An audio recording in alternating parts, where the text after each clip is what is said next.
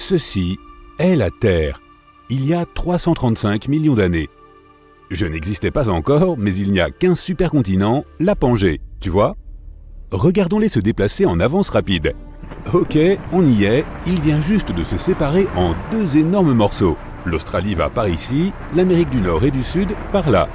Afrique, Asie, Europe se forment, et voilà la planète telle qu'elle est aujourd'hui. Et ça continue, je veux dire, les continents sont toujours en mouvement. Avec le temps, certains d'entre eux vont s'écraser sur les autres, d'autres vont se séparer, mais ce phénomène va prendre environ 100 millions d'années. Mieux vaut le mettre en avance super rapide. 100 ans plus tard, les humains continuent de cracher du dioxyde de carbone dans l'atmosphère et la planète s'est déjà bien réchauffée. Le niveau des océans du monde a augmenté d'environ 1,2 mètre. Les Bahamas, elles ont totalement disparu. Dans 200 ans, la population de la Terre est d'environ 19 milliards de personnes. Le climat s'est encore réchauffé, nous sommes entassés comme des sardines ici. Les nouvelles technologies médicales permettent de vivre jusqu'à 180 ans. Mais pourquoi ? Les réserves de combustibles fossiles, pétrole et gaz, ont disparu depuis longtemps. Oh, et les continents ont dérivé de plus de 5 mètres. La sonde spatiale Voyager 1 est sur le point d'entrer dans un nuage d'astéroïdes aux confins du système solaire. C'est l'objet artificiel le plus éloigné dans l'univers, je suppose. 1000 ans plus tard, grâce à une alimentation de meilleure qualité, les humains mesurent aujourd'hui 2 mètres en moyenne. La technologie a résolu les problèmes de pollution et de pénurie de carburant. L'humanité se porte à merveille, les robots font tout le travail, nous nous éclatons toute la journée. Le niveau des océans a encore augmenté de 3 mètres. Des îles comme les Seychelles, les Maldives, les Galapagos et bien d'autres ont été submergées.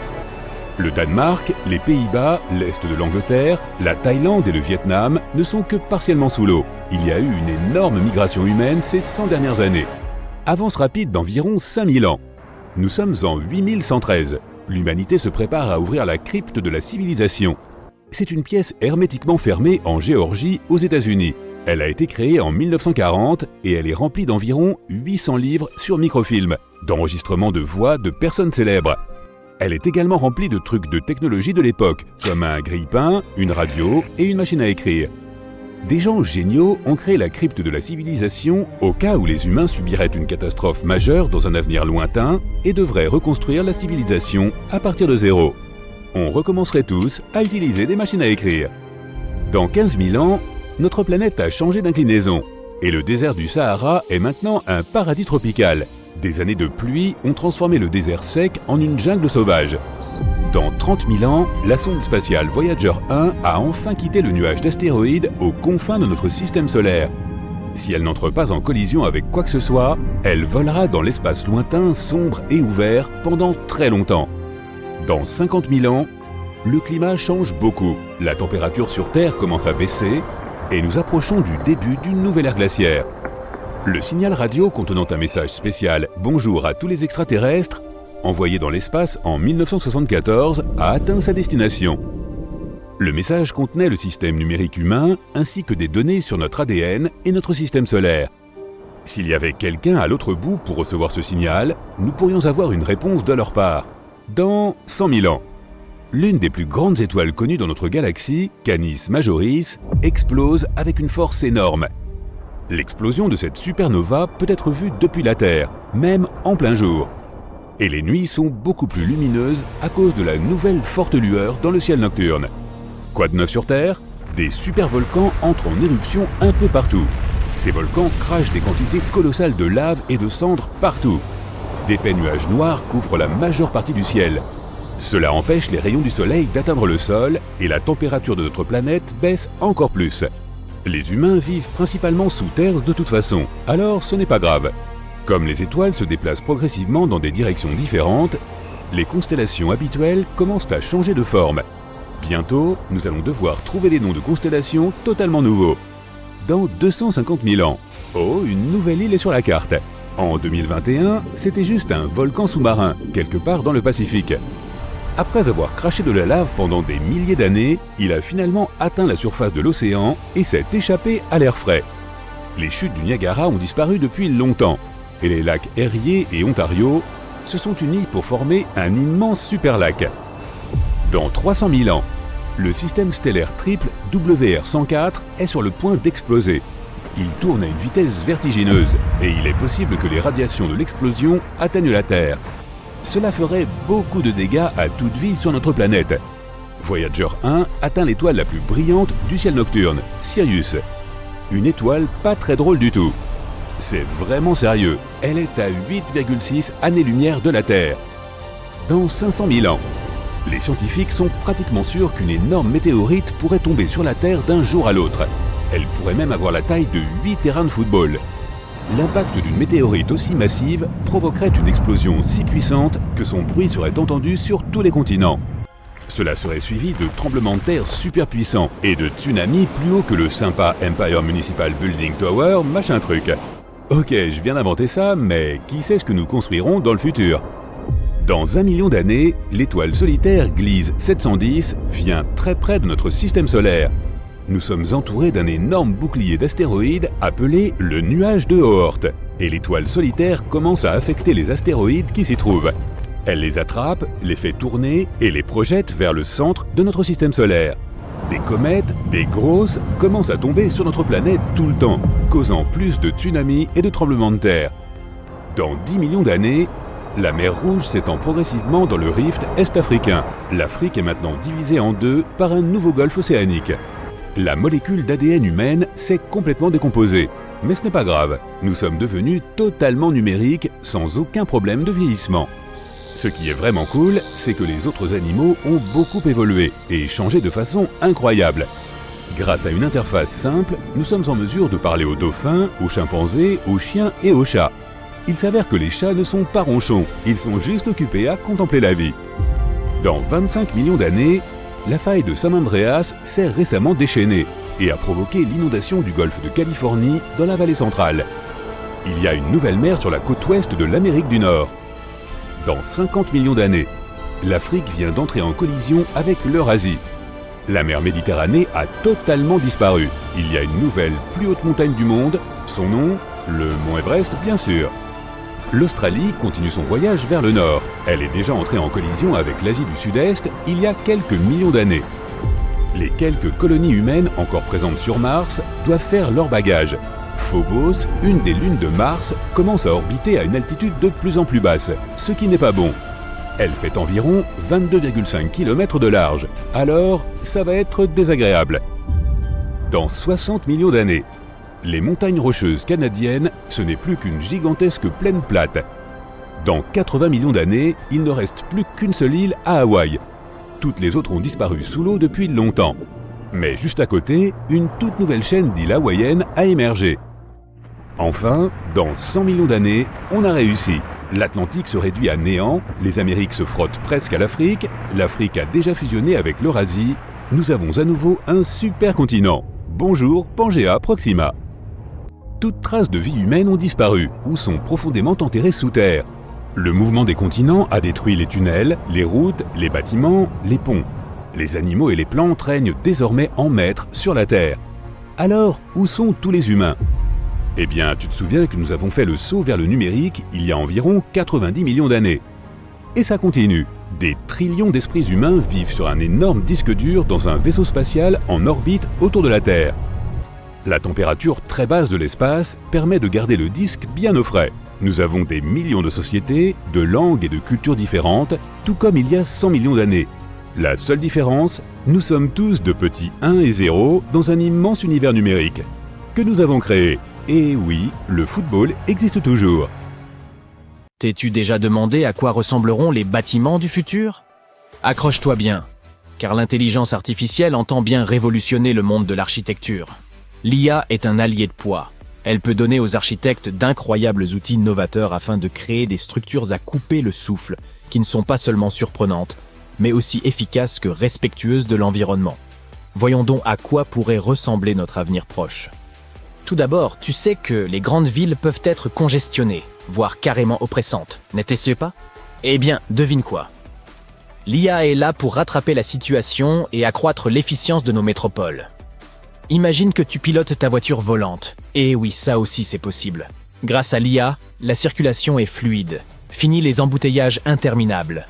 La ville sait où se trouvent les lieux les plus propices aux infractions et prend les mesures qu'elle estime nécessaires pour assurer notre sécurité. C'est comme avoir un justicier à chaque coin de rue. Oublie les ordures qui s'accumulent. L'IA veille à ce que les déchets soient gérés efficacement, ce qui permet à notre ville de rester propre. L'intelligence artificielle peut agir comme un urbaniste tentaculaire, capable d'optimiser tout, ce qui concerne la circulation, la sécurité et l'élimination des déchets. Elle peut analyser des monceaux de données provenant de toutes sortes d'endroits, comme les capteurs qui nous entourent et les réseaux sociaux. Grâce à toutes ces informations, elle peut aider la municipalité à prendre les meilleures décisions afin d'accroître notre confort. Tu te promènes dans la rue et tes yeux sont instantanément captivés par un bâtiment extraordinaire. Ce courbe et ses caractéristiques futuristes le distinguent de tous les autres. Il ne se contente pas d'attirer ton attention d'ailleurs, il semble également être en harmonie avec la nature. Tu penses sans doute qu'il a été conçu par un architecte de génie, mais tu es loin de te douter qu'il s'agit en fait d'une collaboration entre l'homme et l'intelligence artificielle. Imagine que tu es un ami concepteur hyper connecté, capable de te proposer des milliers d'idées de construction incroyables en un temps record. C'est ce que font les logiciels de conception assistés par l'IA pour les architectes. Ils peuvent générer et évaluer une multitude d'options de conception, en prenant en compte des éléments tels que les meilleurs matériaux à utiliser et l'emplacement idéal du bâtiment. En outre, en analysant les données et en opérant tous les calculs, les algorithmes peuvent aider à optimiser la conception du bâtiment. Ils peuvent le rendre capable de minimiser sa consommation d'énergie, de conserver l'eau et de gérer les déchets comme un pro. Chaque bâtiment s'efforce ainsi de réduire ses coûts, d'économiser l'électricité et de promouvoir un monde plus sain. Le résultat ? Des chefs-d'œuvre d'architecture qui sont à la fois d'une beauté époustouflante et extrêmement pratiques. Le paysage urbain du futur sera constellé de ces structures impressionnantes. Oh, mais ce n'était pas assez impressionnant pour toi. Que dirais-tu d'un étonnant bâtiment futuriste qui semble défier les lois de la gravité ? Il n'est pas fait de briques ou de mortier traditionnels. Oh que non. Cette merveille a été créée grâce au pouvoir de l'impression 3D. Avec l'aide de l'IA, les architectes ont conçu chaque détail et fourni toutes les données importantes, comme les matériaux à utiliser et l'impact des conditions du site sur la structure. Les algorithmes de l'IA ont opéré leur magie afin d'en optimiser la conception, la rendant à la fois d'une beauté à couper le souffle et d'une solidité à toute épreuve. L'impression 3D revient à disposer d'une machine magique, capable de créer des structures ahurissantes tout droit sorties d'un film de science-fiction. Et l'IA intervient pour s'assurer que ces structures ne soient pas seulement belles, mais aussi robustes. Dans la ville du futur, l'impression 3D deviendra l'outil ultime des architectes. Elle leur permettra de créer des structures autrefois impossibles à réaliser. Les possibilités sont infinies, qu'il s'agisse de formes hallucinantes ou de détails complexes. Mais l'IA ne se contente pas d'embellir les bâtiments, elle les rend également confortables et efficaces. Imaginons que tu entres dans un immeuble de bureaux futuriste, et tada! Les lumières s'adaptent automatiquement à ton humeur et la température est réglée à ta convenance. Ces bâtiments futuristes sont capables de détecter et de réagir à leur environnement, exactement comme tu le fais. Ils contrôlent l'éclairage pour qu'il soit adapté à l'heure de la journée. Ils gèrent la température pour qu'elle soit toujours agréable. Ils gardent même un œil sur la sécurité et règlent les petites tracas avant qu'ils ne se transforment en gros maux de tête. Ainsi, le bâtiment intelligent sait quand les gens vont et viennent, et il optimise la consommation d'énergie en conséquence, ce qui permet d'économiser de l'argent pour le bien de la planète. Ce qui est génial, c'est que ce ne sont pas là les seules possibilités. Que dirais-tu de transformer les gratte-ciel en une forêt verticale ? Récemment, un architecte indien s'est enthousiasmé des possibilités offertes par l'intelligence artificielle. Il a donc décidé de faire équipe avec une intelligence génératrice d'images appelée Midjourney, afin de produire une vision de l'avenir. Au lieu d'un monde ennuyeux et robotique, il a plutôt cherché à créer quelque chose de spectaculaire. Avec des textes tels que « technologie utopique » et « tour futuriste », l'architecte et l'IA se sont mis au travail. Et devine ce qui s'est passé ? Midjourney ne l'a pas déçu. Le programme a imaginé un monde où les bâtiments étaient recouverts de forêts verticales, luxuriantes et ornés de formes inspirées de la nature. L'objectif était de visualiser un avenir durable, en harmonie avec l'environnement. L'architecte, Manas Bhatia, est donc très optimiste quant au potentiel de l'IA. Il ne la considère pas comme une menace pour son travail, mais comme un puissant outil de changement. Il imagine un avenir où les architectes et l'IA collaboreront pour créer des designs à couper le souffle. Dans son projet, Bhatia a même demandé à l'IA d'imaginer des structures symbiotiques et creuses ce à quoi elle a répondu par des images d'appartements nichés dans des arbres évidés. Imagine un monde où le bâtiment lui-même devient une partie vivante et respirante de la nature. Bhatia pense que celle-ci devrait jouer un rôle important dans l'architecture. Il aime concevoir des structures qui intègrent la beauté et la fonctionnalité de l'environnement. Qu'il s'agisse de bâtiments construits autour d'arbres ou de façades qui régulent la température, il se plaît à marier l'architecture et le monde naturel. Avec des architectes comme Manas Bhatia et les capacités de l'intelligence artificielle, un avenir incroyable semble attendre nos métropoles. Prépare-toi donc à entrer dans un monde où la nature et la technologie coexistent en parfaite harmonie. C'est un rêve que beaucoup ont hâte de voir se réaliser. Et si tu n'aimes pas les arbres, pourquoi ne pas imaginer des gratte-ciel qui ne seraient pas faits de briques, mais qui seraient refaits de matériaux gonflables? Zumo, un cabinet d'architectes barcelonais, a exploité la magie de l'IA pour donner vie à ces constructions précaires. Ces superstructures gonflables s'élèvent au-dessus des villes du futur, comme des ballons illuminés dans le ciel. Le plus beau, c'est que ces bâtiments gonflables œuvrent également pour le développement durable. Il serait possible de les gonfler jusqu'à des hauteurs vertigineuses, ou de les aplatir pour faciliter leur transport et les reconstruire là où le besoin s'en fait sentir. De plus, ils seraient alimentés par des énergies renouvelables, de façon à réduire leur impact sur l'environnement. Plutôt cool, non? Ouf! L'avenir semble se rapprocher à vitesse grand V.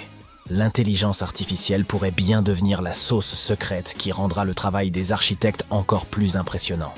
Mais de grands pouvoirs impliquent trop de grandes responsabilités. Il nous faudra utiliser l'IA avec sagesse et éthique. Pour l'instant, nous n'avons pas à craindre que les machines remplacent entièrement les architectes. L'intelligence artificielle a encore besoin de la main de l'homme, sans quoi nous risquons de nous retrouver avec des bâtiments qui ressemblent à des bananes ou à des cornets de glace écrasés, à moins que ce ne soit ton truc, hein. En outre, les humains ont un avantage important. Ils sont des humains. Nous devons garder à l'esprit que l'intelligence artificielle n'a pas d'intelligence émotionnelle. C'est un génie cérébral, mais elle ne peut pas comprendre pleinement les sentiments et les ambiances que nous autres, humains, affectionnons dans nos espaces de vie. Nous devons donc nous souvenir d'insuffler à nos créations cette touche humaine, ces éléments chauds et douillets qui nous font dire « Ah, je me sens comme chez moi ». N'oublions pas non plus que l'IA est encore en phase d'apprentissage. Elle n'en est qu'à ses balbutiements, et il nous faut être patient et lui laisser le temps de grandir. Si l'on va trop vite, on risque d'aboutir à des conceptions bancales ou à des bâtiments sans queue ni tête. Cela pourrait être intéressant pour les amateurs d'architecture avant-gardiste, mais pour le commun des mortels, non, merci. Alors que l'avenir se dessine à une vitesse fulgurante, nous commençons tout juste à accueillir les progrès de l'IA dans l'architecture. Mais n'oublions pas non plus d'équilibrer cette intelligence avec la touche vivante qui nous est propre. Ensemble, nous pouvons créer un avenir où les bâtiments ne seront pas seulement fonctionnels, mais aussi remplis de chaleur humaine. C'est une aventure hors du commun qui se prépare.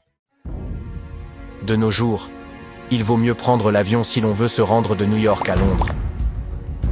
Mais saviez-vous qu'il fut un temps où ces deux villes se trouvaient sur le même continent? L'explication est un peu plus compliquée.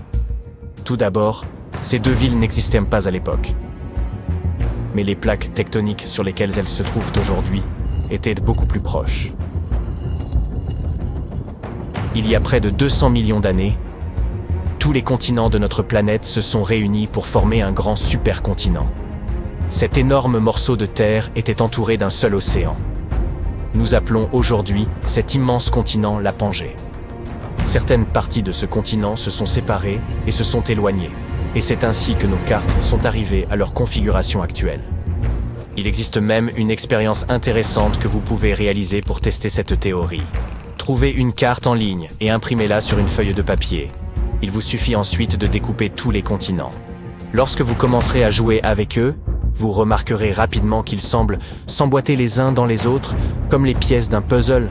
La chose la plus frappante que vous verrez est probablement la façon dont l'Amérique du Sud s'emboîte parfaitement dans l'Afrique. Ce qui est encore plus fascinant, c'est que ce n'est pas la première fois dans l'histoire de notre planète que des supercontinents se forment, puis se désagrègent.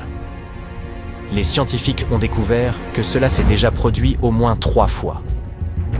Et si l'on considère l'âge de notre planète, 4,5 milliards d'années, les 200 millions d'années qui viennent de s'écouler sont à peine un battement de cils. Comment les scientifiques ont-ils compris que les continents se déplaçaient? Outre l'aspect actuel des continents, ils ont également trouvé des roches identiques à différents endroits de la planète. Elles semblent s'être formées à partir des mêmes minéraux et dans les mêmes conditions météorologiques. D'autres indices? Les dinosaures. Des fossiles de la même espèce ont été découverts en Amérique du Sud et en Afrique. Ce dinosaure particulier, le Mésosaurus, aurait vécu sur notre planète bien avant que les continents ne se séparent. Il est difficile d'imaginer ce qu'a pu être la vie sur Terre avec un seul continent. Tout d'abord, le climat devait être très différent.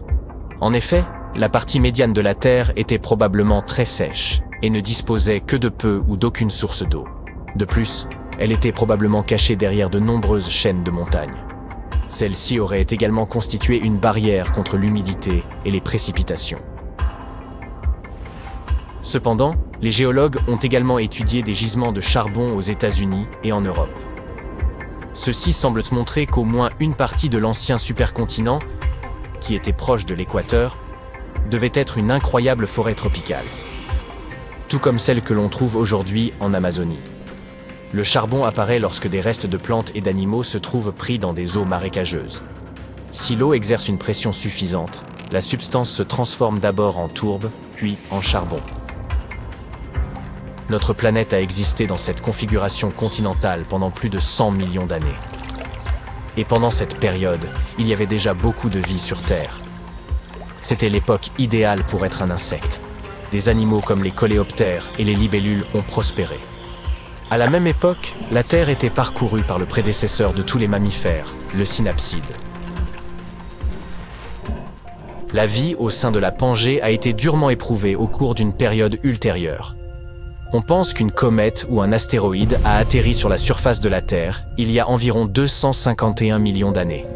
La théorie de l'astéroïde ou de la comète semble assez bien étayée, car 90% des animaux marins et 70% des créatures terrestres ont disparu d'un seul coup.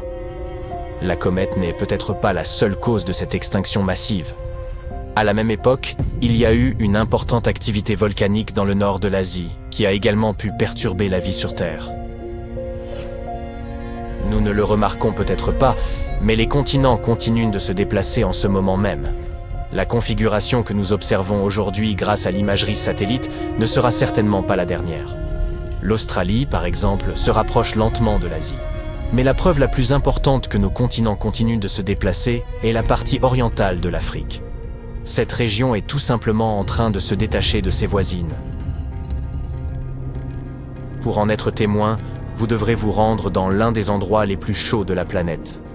Si vous visitez cette parcelle de terre située à l'est du continent africain, vous vous tiendrez peut-être exactement à un endroit qui, bientôt, sera divisé en deux par la mer.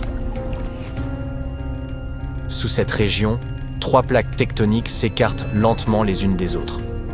Si nos données sont exactes, dans un futur proche, l'Afrique sera divisée en deux et un nouvel océan naîtra entre les deux régions. Pour confirmer cette théorie, les scientifiques étudient de près, depuis des années, une fissure de 56 km de long dans le désert éthiopien. On estime qu'il faudra entre 5 et 10 millions d'années pour que ce nouvel océan se forme. La croûte de notre planète étant constituée de multiples plaques tectoniques en perpétuel mouvement, c'est l'endroit idéal pour étudier ce processus. Ces plaques sont toutes de forme irrégulière et elles s'entrechoquent, glissent les unes sous les autres, ou se superposent.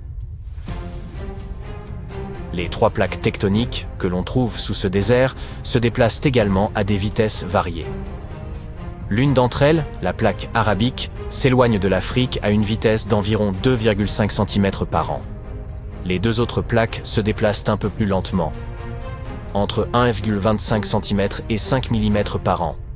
De plus, ces déplacements entraînent la remontée de matériaux provenant des profondeurs de la Terre et la formation d'une croûte océanique. Tous ces mouvements nous amènent à nous demander comment et quand se formera le prochain supercontinent. Jusqu'à présent, les scientifiques ont proposé plusieurs configurations possibles, chacune portant son propre nom, la nouvelle Pangée, la Pangée prochaine ou l'Amazie. Mais ces prédictions varient encore, car nous ne savons pas exactement comment et pourquoi les continents se déplacent réellement au fil du temps. Nous avons un indice dans la manière dont la Pangée originale s'est divisée. Quoi qu'il en soit, il faudra entre 15 et 100 millions d'années pour voir apparaître le prochain supercontinent. La nouvelle Pangée, c'est l'hypothèse de la continuation des mouvements actuels. Dans ce scénario, l'océan Atlantique continue de s'étendre et le Pacifique se rétrécit. Les deux continents américains se réunissent d'abord vers le nord. L'Afrique, l'Europe et l'Asie se regroupent eux aussi, puis une immense et unique masse continentale se forme. Un autre scénario possible est la Pangée prochaine. Dans ce cas, l'Atlantique ralentit son expansion et devient une masse d'eau enclavée. L'Amérique du Nord, l'Afrique, l'Asie et l'Europe forment des parcelles de terre plus ou moins parallèles et complètement cousues les unes aux autres. En dessous, l'Amérique du Sud, l'Antarctique et l'Australie complètent le cercle qui entoure l'Atlantique Nord. Un vaste océan Pacifique finit par entourer l'ensemble des terres. L'Amazie est un scénario un peu difficile à comprendre et à étudier à l'heure actuelle. Comme plusieurs plaques tectoniques semblent se déplacer vers le nord, il est possible que tous les continents, à l'exception de l'Antarctique, glissent complètement vers le pôle nord. Le climat serait alors très différent et beaucoup plus froid. Dans ce scénario, le Pacifique et l'Atlantique resteraient des étendues d'eau libre. Les scientifiques pensent que cette possibilité est réelle en raison de certaines anomalies causées par la Pangée originale, dans les profondeurs de la Terre, dans la partie qu'on appelle le manteau. Si l'on se projette encore plus loin dans l'avenir de notre planète, on estime que dans environ 1 milliard d'années, la luminosité du Soleil sera supérieure d'environ 10%. L'atmosphère de la Terre ressemblera alors à celle d'une serre humide. En raison de l'augmentation de la chaleur, toutes les étendues d'eau de notre planète commenceront à s'évaporer. Dans 4 milliards d'années, la température de notre planète la rendra semblable à Vénus. La Terre pourrait devenir tellement chaude que sa surface commencera à fondre. Ceci est la Terre, il y a 335 millions d'années. Je n'existais pas encore, mais il n'y a qu'un supercontinent, la Pangée, tu vois? Regardons-les se déplacer en avance rapide. Ok, on y est, il vient juste de se séparer en deux énormes morceaux. L'Australie va par ici, l'Amérique du Nord et du Sud par là. Afrique, Asie, Europe se forment, et voilà la planète telle qu'elle est aujourd'hui. Et ça continue. Je veux dire, les continents sont toujours en mouvement. Avec le temps, certains d'entre eux vont s'écraser sur les autres, d'autres vont se séparer, mais ce phénomène va prendre environ 100 millions d'années. Mieux vaut le mettre en avance super rapide. 100 ans plus tard, les humains continuent de cracher du dioxyde de carbone dans l'atmosphère, et la planète s'est déjà bien réchauffée. Le niveau des océans du monde a augmenté d'environ 1,2 mètre. Les Bahamas, elles ont totalement disparu. Dans 200 ans, la population de la Terre est d'environ 19 milliards de personnes.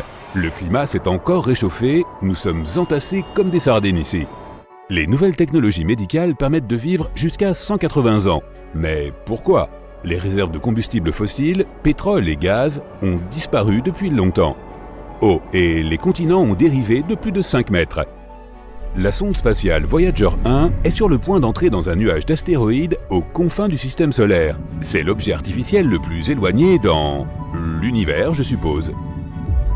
1000 ans plus tard, grâce à une alimentation de meilleure qualité, les humains mesurent aujourd'hui 2 mètres en moyenne. La technologie a résolu les problèmes de pollution et de pénurie de carburant. L'humanité se porte à merveille, les robots font tout le travail, nous nous éclatons toute la journée. Le niveau des océans a encore augmenté de 3 mètres. Des îles comme les Seychelles, les Maldives, les Galapagos et bien d'autres ont été submergées. Le Danemark, les Pays-Bas, l'Est de l'Angleterre, la Thaïlande et le Vietnam ne sont que partiellement sous l'eau. Il y a eu une énorme migration humaine ces 100 dernières années. Avance rapide d'environ 5000 ans. Nous sommes en 8113. L'humanité se prépare à ouvrir la crypte de la civilisation.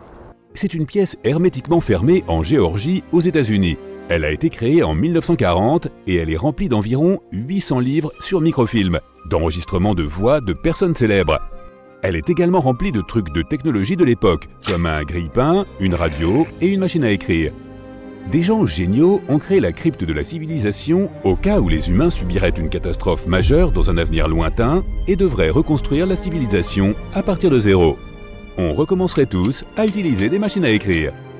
Dans 15 000 ans, notre planète a changé d'inclinaison et le désert du Sahara est maintenant un paradis tropical. Des années de pluie ont transformé le désert sec en une jungle sauvage.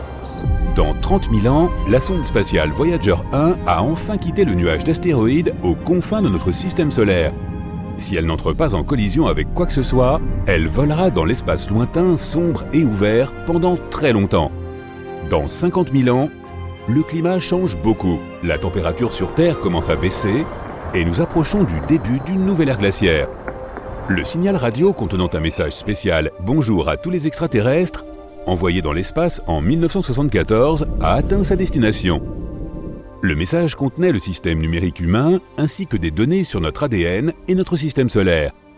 S'il y avait quelqu'un à l'autre bout pour recevoir ce signal, nous pourrions avoir une réponse de leur part.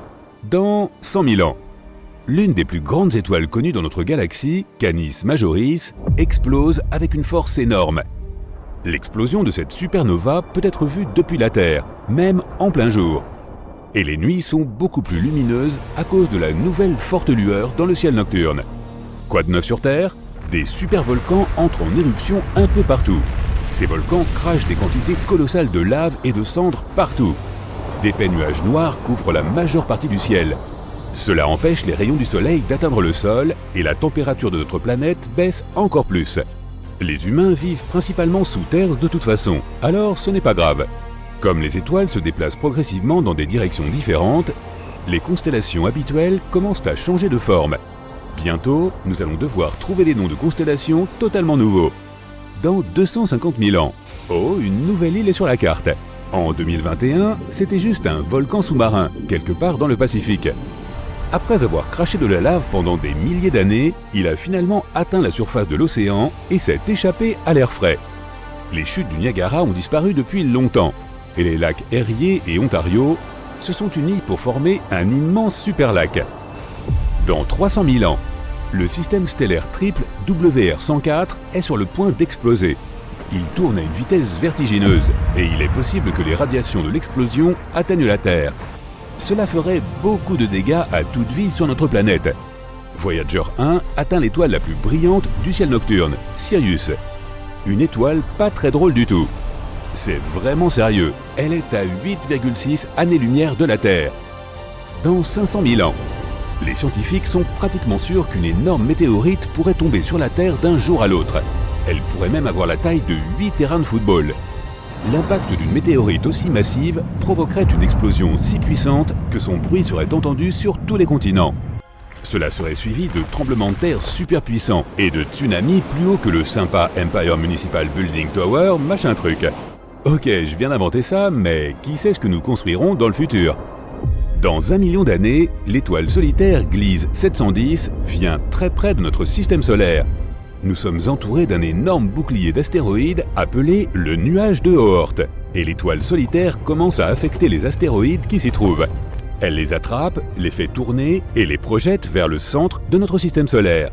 Des comètes, des grosses, commencent à tomber sur notre planète tout le temps, causant plus de tsunamis et de tremblements de terre. Dans 10 millions d'années, la mer Rouge s'étend progressivement dans le rift est-africain. L'Afrique est maintenant divisée en deux par un nouveau golfe océanique. La molécule d'ADN humaine s'est complètement décomposée. Mais ce n'est pas grave, nous sommes devenus totalement numériques sans aucun problème de vieillissement. Ce qui est vraiment cool, c'est que les autres animaux ont beaucoup évolué et changé de façon incroyable. Grâce à une interface simple, nous sommes en mesure de parler aux dauphins, aux chimpanzés, aux chiens et aux chats. Il s'avère que les chats ne sont pas ronchons, ils sont juste occupés à contempler la vie. Dans 25 millions d'années, la faille de San Andreas s'est récemment déchaînée et a provoqué l'inondation du golfe de Californie dans la vallée centrale. Il y a une nouvelle mer sur la côte ouest de l'Amérique du Nord. Dans 50 millions d'années, l'Afrique vient d'entrer en collision avec l'Eurasie. La mer Méditerranée a totalement disparu. Il y a une nouvelle, plus haute montagne du monde, son nom, le mont Everest bien sûr. L'Australie continue son voyage vers le nord. Elle est déjà entrée en collision avec l'Asie du Sud-Est il y a quelques millions d'années. Les quelques colonies humaines encore présentes sur Mars doivent faire leur bagage. Phobos, une des lunes de Mars, commence à orbiter à une altitude de plus en plus basse, ce qui n'est pas bon. Elle fait environ 22,5 km de large, alors ça va être désagréable. Dans 60 millions d'années, les montagnes rocheuses canadiennes, ce n'est plus qu'une gigantesque plaine plate. Dans 80 millions d'années, il ne reste plus qu'une seule île à Hawaï. Toutes les autres ont disparu sous l'eau depuis longtemps. Mais juste à côté, une toute nouvelle chaîne d'îles hawaïennes a émergé. Enfin, dans 100 millions d'années, on a réussi. L'Atlantique se réduit à néant, les Amériques se frottent presque à l'Afrique a déjà fusionné avec l'Eurasie. Nous avons à nouveau un supercontinent. Bonjour, Pangea Proxima. Toutes traces de vie humaine ont disparu ou sont profondément enterrées sous terre. Le mouvement des continents a détruit les tunnels, les routes, les bâtiments, les ponts. Les animaux et les plantes règnent désormais en maîtres sur la Terre. Alors, où sont tous les humains ? Eh bien, tu te souviens que nous avons fait le saut vers le numérique il y a environ 90 millions d'années. Et ça continue. Des trillions d'esprits humains vivent sur un énorme disque dur dans un vaisseau spatial en orbite autour de la Terre. La température très basse de l'espace permet de garder le disque bien au frais. Nous avons des millions de sociétés, de langues et de cultures différentes, tout comme il y a 100 millions d'années. La seule différence, nous sommes tous de petits 1 et 0 dans un immense univers numérique que nous avons créé. Et oui, le football existe toujours. Imaginez un monde de métal brûlant, où le fer et le nickel dansent dans un inferno de feu. C'est le noyau interne, le cœur de notre planète. Mais que se passerait-il si ce même cœur était en train de changer ? Les dernières recherches suggèrent que le noyau interne de la Terre pourrait ralentir et même inverser sa rotation. Est-ce un signe de la fin des temps ? La Terre s'effondrera-t-elle sur elle-même ? Découvrons-le. Imaginez que vous avez un oignon géant et que chaque couche représente une différente couche de la Terre.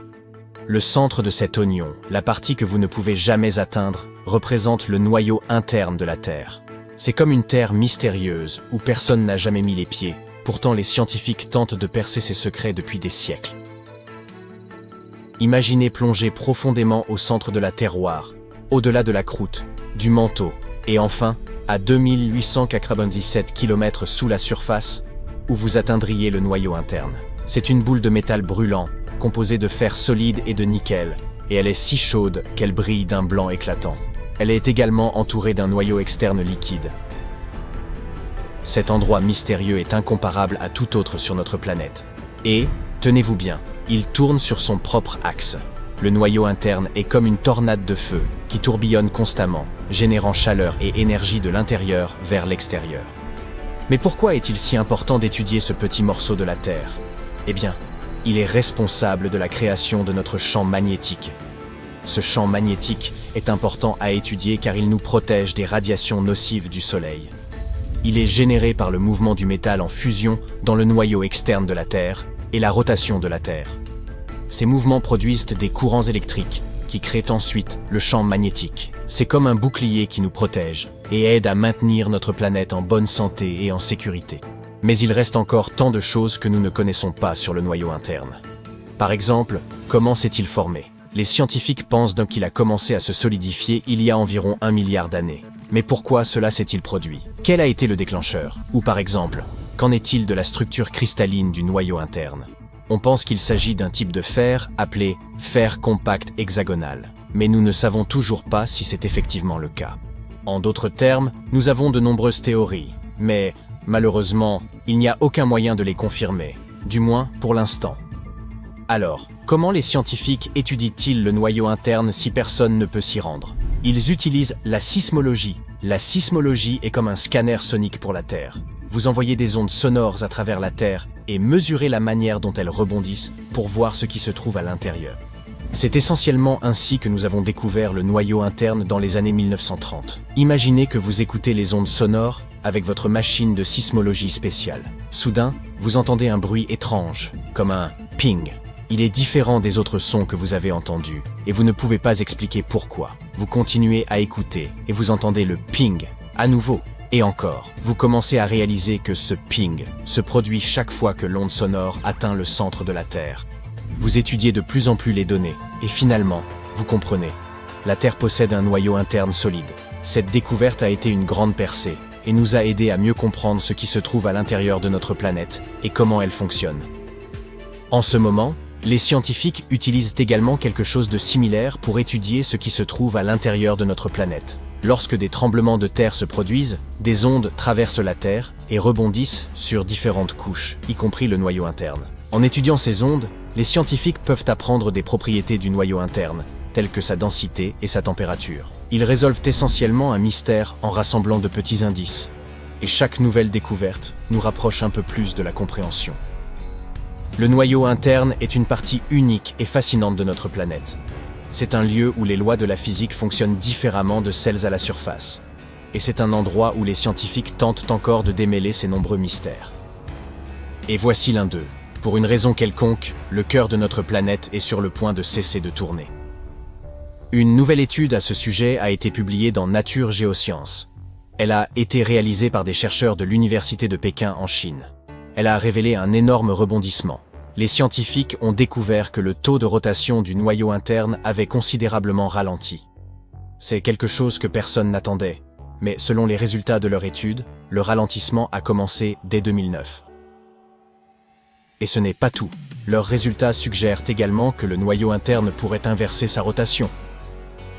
C'est vrai, cette boule chaude de fer et de nickel qui tourne depuis des millions d'années pourrait être en train de ralentir et de changer de direction. C'est comme lorsqu'une toupie commence à ralentir, sauf que cela se passe au centre de notre planète. Les scientifiques sont perplexes face à cette découverte depuis un certain temps maintenant. Alors, qu'est-ce que cela signifie et pourquoi cela se produit-il? Eh bien, il semble qu'il pourrait y avoir un schéma plus large en jeu. Les scientifiques pensent que ce changement dans la rotation du noyau interne pourrait être dû à l'influence du manteau terrestre et du champ magnétique du noyau externe de la Terre. Le manteau et le noyau externe influencent le noyau interne, ce qui entraîne un ralentissement de sa vitesse de rotation et pourrait potentiellement changer de direction. Avant cette étude, les scientifiques pensaient que le noyau interne tournait plus rapidement que la croûte terrestre. Cependant, ces nouvelles informations suggèrent que le noyau interne pourrait ralentir en raison de l'effet gravitationnel du manteau terrestre et du champ magnétique de son noyau externe. Mais voici où cela devient encore plus intéressant. Lorsque les chercheurs ont examiné de plus près les données remontant jusqu'aux années 1960, ils ont découvert que la rotation du noyau interne de la Terre était constante de la fin des années 1970 au début des années 2000. Avant cela, ils ont trouvé qu'un autre événement possible de ralentissement ou de renversement aurait pu se produire au début des années 1970. C'est comme si la rotation du noyau interne était comme un tour de montagne russe, accélérant, ralentissant et pouvant même inverser sa trajectoire sur une période de temps. Les chercheurs estiment que ces changements se produisent tous les 7 décennies environ, ce qui est assez fou. Mais pourquoi cela se produit-il? Malheureusement, nous n'en avons toujours aucune idée. Les raisons exactes pour lesquelles le noyau interne de la Terre s'arrête parfois et commence à tourner dans une autre direction ne sont pas encore bien comprises. Cependant, les scientifiques pensent que cela pourrait être dû à des interactions complexes entre le noyau interne solide et le noyau externe liquide environnant. De nombreux éléments différents peuvent intervenir ici. Les changements de température, de pression et de composition du noyau, ainsi que le mouvement des matériaux au sein du noyau lui-même, etc. Également, comme nous avons dit précédemment, le champ magnétique terrestre et les forces gravitationnelles provenant du manteau environnant pourraient également jouer un rôle ici. Nous avons besoin de recherches supplémentaires pour comprendre pleinement les mécanismes derrière les changements de rotation du noyau interne. Alors, le monde est-il en train de se terminer? Heureusement, non, pas tout de suite. Bien que le noyau interne change de direction actuellement, ce n'est pas la fin du monde tel que nous le connaissons. Et même si les découvertes peuvent sembler très importantes, la vie à la surface de la Terre n'a pas été beaucoup affectée, voire pas du tout. En fait, c'est juste un aspect fascinant du fonctionnement interne de la Terre dont nous apprenons davantage chaque jour. Vous pouvez donc dire avec soulagement, rien de catastrophique ne se passe. De plus, selon Hrvoje Tkalčić, géophysicien à l'Université nationale australienne, le noyau interne est maintenant plus en phase avec le reste de la planète qu'il ne l'était il y a une décennie, lorsqu'il tournait un peu plus vite. Dans l'ensemble, cette nouvelle étude a ajouté une étrange tournure à l'histoire du noyau interne de la Terre. et les scientifiques pensent qu'il reste encore beaucoup à découvrir sur ce lieu mystérieux. Qui sait quels autres secrets sont cachés au cœur de notre planète? Les possibilités sont infinies. Alors, continuons à rechercher et profitons de notre séjour sur cette incroyable planète. Des millions de personnes dans le monde entier sortent dans les rues et sur les toits pour observer cet étonnant phénomène cosmique. Une autre planète, juste à côté de la Lune, grosse et rouge. Au début, tout le monde est excité. Mars, qui sort de nulle part, a un effet étrange sur l'humanité.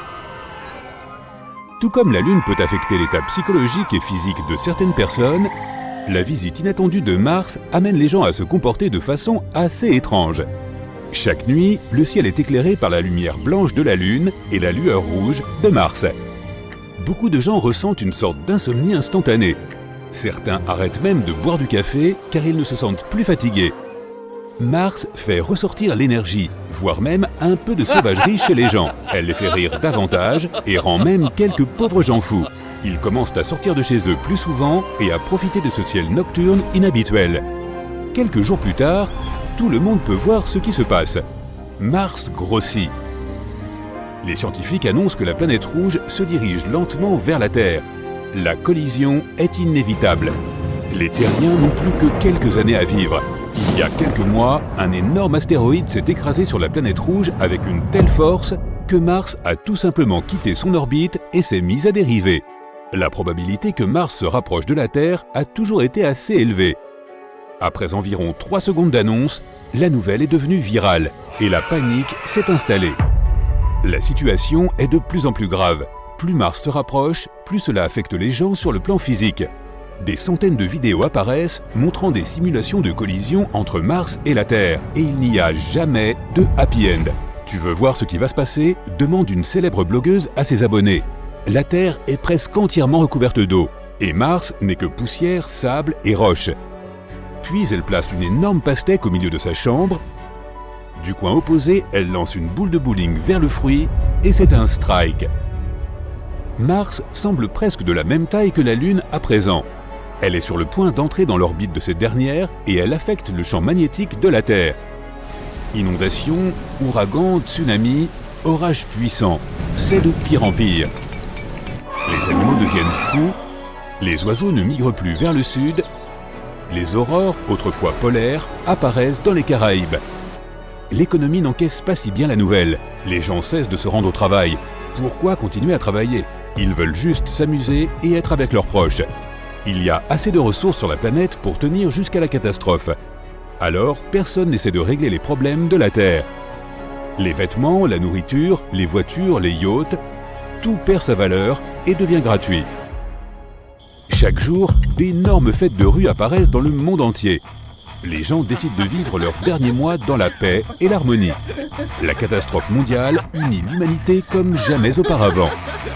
Pour partir en fanfare, les Terriens s'associent pour organiser un énorme concert de rock. La géante rouge qui détruit notre belle planète bleue. Oui, le rock'n'roll est la bande-son parfaite. Il y a juste assez de temps pour manger, danser, faire la fête et écouter de la bonne musique. D'immenses scènes sont installées partout sur la planète. C'est le dernier concert de chaque musicien. Pendant toute cette préparation, l'espoir apparaît soudainement. Les scientifiques ont calculé tous les événements qui se produiront lorsque Mars s'écrasera sur la Terre. Et ils ont un plan simple. Heureusement, les humains avaient déjà prévu de se rendre sur Mars, si bien qu'ils avaient commencé à construire des vaisseaux spatiaux depuis des années. Les gens n'auront pas le temps de se rendre sur une autre planète avant la collision. Mais ils pourront attendre la catastrophe juste en dehors de l'orbite de la Terre. Tu pourras t'asseoir dans une station spatiale, grignoter du popcorn, te détendre et profiter du spectacle.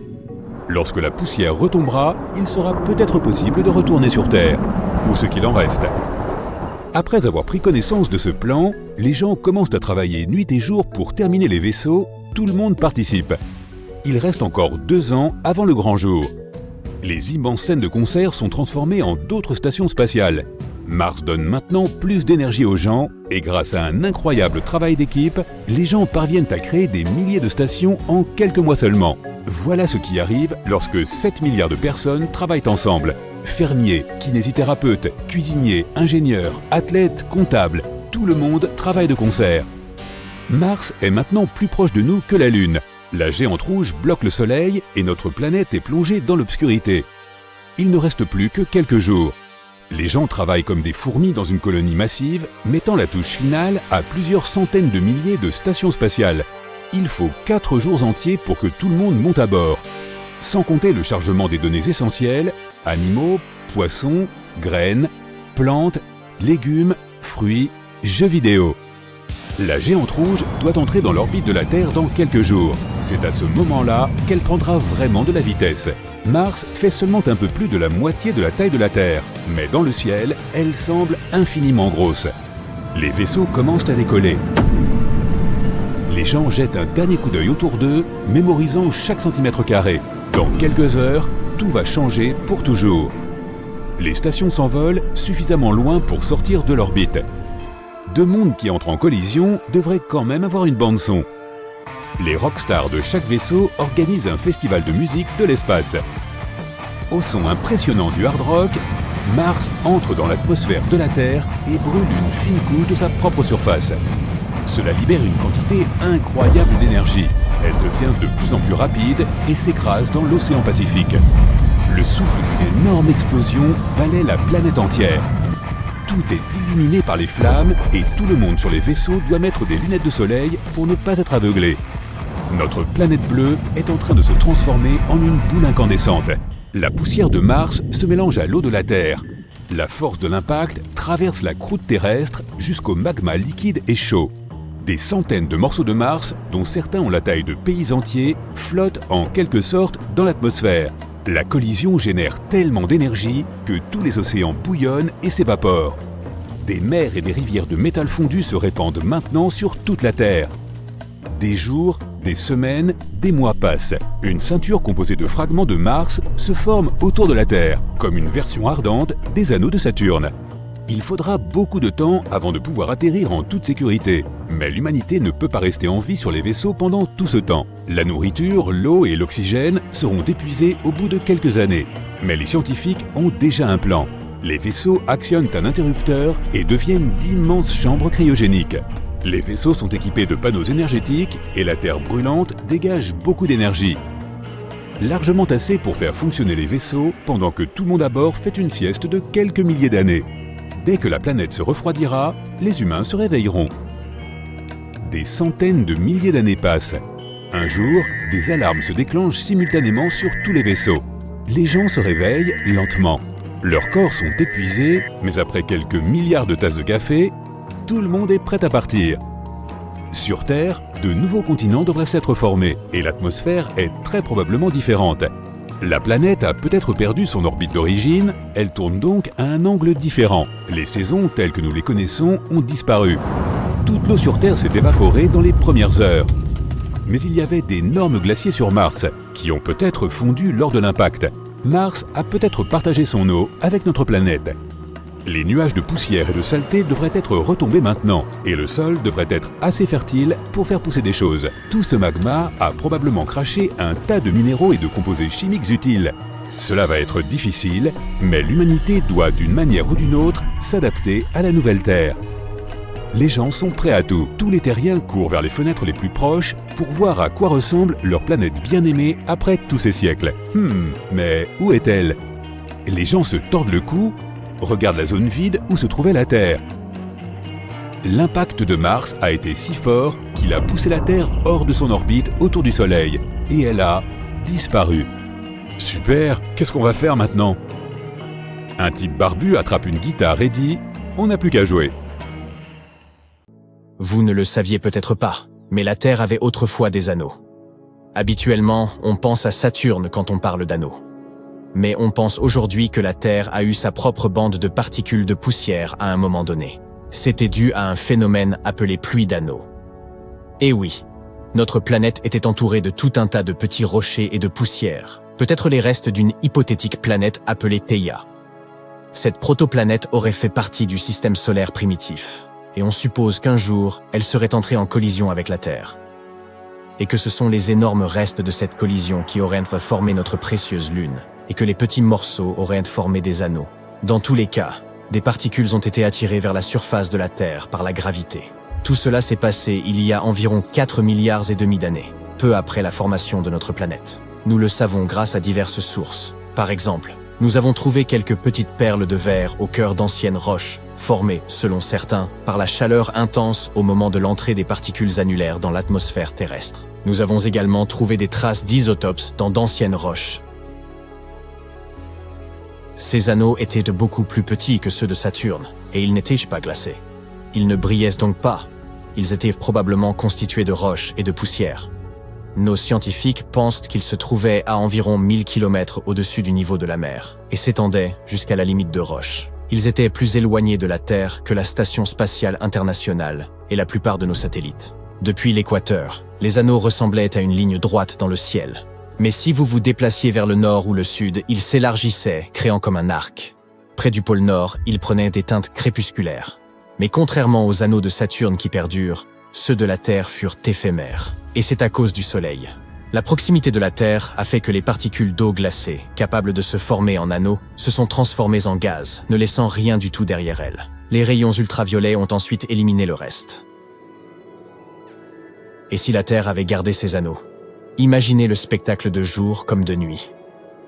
Visuellement, ce serait époustouflant, de beaux anneaux flottant au-dessus de nos têtes. Pendant la journée, ils scintilleraient magnifiquement, et la nuit, ils seraient si lumineux que la pleine lune elle-même en serait éclipsée. Cependant, ils n'auraient pas qu'une influence positive sur nos vies. Tout d'abord, cette luminosité réfléchie par les anneaux troublerait les créatures nocturnes, les bousiers ou les mouettes à queue fourchue par exemple. C'est la lumière des étoiles qui les guide. Ces pauvres créatures seraient donc très confuses avec toute cette lumière en plus. Leurs habitudes en seraient perturbées. L'ombre projetée par les anneaux pourrait également perturber nos modèles météorologiques. Elle affecterait les niveaux de lumière du soleil et nuirait à la photosynthèse. Les températures changeraient selon l'épaisseur et la composition des anneaux. Et ça aurait un impact sur nos saisons et ça pourrait aussi provoquer des hivers plus froids et des étés plus chauds. Cela poserait également quelques problèmes à nos satellites. Le carambolage serait incessant et notre technologie ne ferait pas le poids contre tous ces rochers. Si les anneaux avaient été là depuis le début et qu'on s'y était adapté, peut-être que les choses se passeraient bien. Mais s'ils apparaissaient soudainement, cela causerait des tonnes de problèmes. C'est donc une bonne chose que seul Saturne possède des anneaux. Mais peut-être n'est-ce pas le cas. Ces bandes lumineuses et la célèbre division de Cassini sont visibles même avec un petit télescope ou des jumelles d'astronomes amateurs. Elles sont super vieilles et pourraient avoir été formées à l'époque des dinosaures. En réalité, les 4 géantes gazeuses de notre système solaire, Jupiter, Saturne, Uranus et Neptune, en ont toutes. Leurs impressionnants anneaux sont composés de tonnes de petites particules de poussière, un mélange de roches et de glace. Ça va du minuscule fragment à des cailloux de la taille d'une maison. Et ça varie d'une planète à l'autre, chacune possédant sa propre composition. Pour en savoir plus sur leur composition, nous n'avons qu'à les observer. Certaines particules sont aussi petites que des grains de sable, tandis que d'autres sont aussi grandes que des bus à 2 étages. Nous nous intéressons aussi à leur réflectivité et à leur éclat. Les anneaux de Saturne sont principalement composés de glace d'eau, et ils ressemblent à d'étincelantes gouttelettes gelées. Ceux de Jupiter sont plus poussiéreux, de fines particules rocheuses, similaires aux astéroïdes. Les anneaux d'Uranus sont encore un mystère. Ils sont sombres, ce qui laisse penser qu'il ne s'agit pas de glace d'eau. Il pourrait s'agir de carbone, peut-être même de charbon. Et Neptune monte d'un cran. Ces anneaux sont encore plus sombres, suggérant une poussière super fine, peut-être du carbone ou de la glace de méthane. Les scientifiques étudient également le type de lumière que ces particules émettent. Ils divisent cette lumière en spectres pour étudier les anneaux. Par exemple, la glace d'eau, le fer et les tholins organiques donnent aux anneaux une teinte rougeâtre. Et ces géants ne sont pas les seuls dans l'univers à avoir cette caractéristique remarquable. Par exemple, il y a une planète bien au-delà de notre système solaire appelée J-Cumae 107b. Elle a des anneaux 200 fois plus larges que ceux de Saturne, et elle est époustouflante. La NASA a surnommé cette planète Super Saturne. À l'autre extrémité, il y a un objet avec seulement 2 petits anneaux appelés 1199 Chariclo. Si Super Saturne est probablement une géante possédant une énorme gravité, cet objet, lui, est très petit. Ce n'est même pas une planète, c'est ce qu'on appelle un centaure. C'est ainsi qu'on appelle les petits corps célestes. Dans le cas des planètes lointaines, nous découvrons généralement leurs anneaux grâce aux ondes radio. Toutes les planètes ou satellites émettent des signaux radio. Lorsque ces signaux traversent les anneaux qui les entourent, cela donne une symphonie étrange et plutôt folle. La taille et le poids des particules dans les anneaux déterminent les notes. Par exemple, les particules plus légères, comme l'aluminium, ont leur propre timbre, qui sera différent de celui du fer. Mais le vrai mystère est de savoir comment ils se forment. Chacune des planètes du système solaire a sa propre histoire. Dans le cas de Saturne, les scientifiques pensaient qu'elle avait peut-être eu un énorme satellite, et que ce satellite se serait un jour décomposé, après une collision par exemple, ce qui aurait formé ces fascinantes bandes rocheuses. Mais si nous additionnons tous les rochers, nous n'obtenons pas un objet assez grand, donc cette théorie n'est probablement pas juste. Les anneaux pourraient se provenir d'une collision, mais de plusieurs objets différents. Les faibles anneaux de Jupiter proviennent de particules de poussière projetées en orbite par des micrométéorites. Neptune a pas vraiment d'anneaux, mais plutôt des arcs. Ils ne forment pas des cercles complets autour de la planète, seulement des parties de cercles. Ils sont influencés par l'attraction gravitationnelle de Galatée. Enfin, les mystérieux anneaux d'Uranus, rouges et bleus, déconcertent les scientifiques. Nous n'avons aucune idée d'où ils viennent, tout comme pour Super Saturne et le Centaure que nous avons mentionné il y a un instant. Les anneaux de notre système solaire ont leur propre avenir. La triste vérité est que Saturne perdra un jour ses anneaux emblématiques. La sonde Cassini de la NASA nous a montré qu'ils sont lentement attirés vers la planète par la gravité et le champ magnétique. Cela se produit si rapidement que la pluie d'anneaux de Saturne pourrait remplir une piscine olympique toutes les demi-heures. Un jour, ce qui était autrefois un si beau spectacle, mesurant 22 fois la longueur de la Terre, se réduira presque à rien et deviendra une toute petite partie de Saturne. Mais ne vous inquiétez pas, malgré cette vitesse, il faudra environ 100 à 300 millions d'années pour que tous ces anneaux disparaissent complètement. Mais il y a une chose positive. Mars pourrait un jour avoir ses propres anneaux, même si cela prendra beaucoup de temps. Dans 30 à 50 millions d'années, Mars pourrait voir sa lune Phobos se désintégrer et former une bande éblouissante autour de la planète. Les fragments qui ne contribueront pas à l'anneau créeront des cratères sur la surface martienne. Espérons donc que nous n'y vivrons pas à ce moment-là. Les scientifiques de la NASA espèrent pouvoir continuer à étudier les anneaux des différentes planètes. En attendant, le télescope spatial James Webb continuera à les examiner et à les analyser. Espérons que nous en apprendrons davantage sur leurs mystères et sur l'histoire de notre système solaire. T'es-tu déjà demandé si la Terre pouvait être une créature intelligente ou plutôt une entité intelligente? Quelque chose avec un esprit et un instinct de survie? Présenté comme ça, on dirait un film de science-fiction dans lequel la planète où nous vivons se réveillerait soudainement un matin en se rendant compte qu'elle ne nous aime pas beaucoup et deviendrait complètement folle. Mais il s'agit d'autre chose. Ce que j'essaye d'imaginer, c'est plutôt l'idée que l'activité collective de la vie, celle des microbes et des plantes, pourrait modifier la planète et lui donner sa vie propre. Un peu comme un esprit vert. La métaphore de la Terre comme entité vivante n'est pas dénuée de sens. Des créatures rampent, nagent, marchent et volent en permanence dans les couches supérieures de nos sols, de nos océans et de notre ciel. Les plantes en recouvrent une immense partie. Et puis il y a des virus et des bactéries dans l'eau, dans la terre et dans l'atmosphère. Imagine maintenant que tous ces êtres vivants, les plantes, les animaux et les microbes, forment une grande équipe et travaillent ensemble. Ils ont des tâches différentes, mais un but commun, faire de la planète un endroit où il fait bon vivre. Par exemple, les plantes produisent l'oxygène que nous respirons et les animaux contribuent à la pollinisation des fleurs. Ensemble, ils forment la biosphère, qui est en quelque sorte l'équipe vie de la Terre. C'est là qu'intervient l'idée d'une intelligence planétaire. Les individus et les groupes peuvent être intelligents, alors pourquoi pas une planète entière? Les chercheurs pensent que nous devrions mesurer l'intelligence de la Terre en évaluant sa capacité à se maintenir en vie éternellement. Tout comme nous devons travailler ensemble pour survivre, l'intelligence collective d'une planète repose sur la capacité de toutes ces formes de vie à coopérer pour atteindre ce même objectif. C'est comme si la planète était un système complexe capable de prendre soin de lui-même, comme les forêts. Elle partage des nutriments grâce à des réseaux souterrains de champignons. Cela permet à tous les arbres de rester en bonne santé. Nous avons certainement beaucoup à apprendre des forêts. Si nous devions sauter dans un univers fantastique à la recherche de planètes intelligentes et conscientes, nous choisirions sans doute Mogo de Green Lantern. Il s'agit d'une entité qui peut par exemple changer son climat et modifier sa gravité, la croissance de ces plantes et d'autres choses du même genre. Et que dire de l'étonnante Pandora d'Avatar? Te souviens-tu des fascinantes scènes où l'on voit ces espèces d'organes qui ressemblent à des tentacules? Ils permettent aux créatures de communiquer entre elles à un niveau neuronal. C'est comme si la planète entière était un cerveau géant dont les cellules sont constituées d'une multitude d'arbres, de créatures et d'autres éléments plus petits. Nous sommes loin de tout ça, mais c'est amusant à imaginer. Pour l'instant, notre civilisation se trouve au stade que les scientifiques ont qualifié de technosphère immature. En bref, nous sommes encore trop concentrés sur l'utilisation de technologies qui ne sont pas toujours bénéfiques. Nous ne disposons pas d'une intelligence planétaire ou d'une compréhension collective de ce qu'il faut faire pour améliorer notre sort.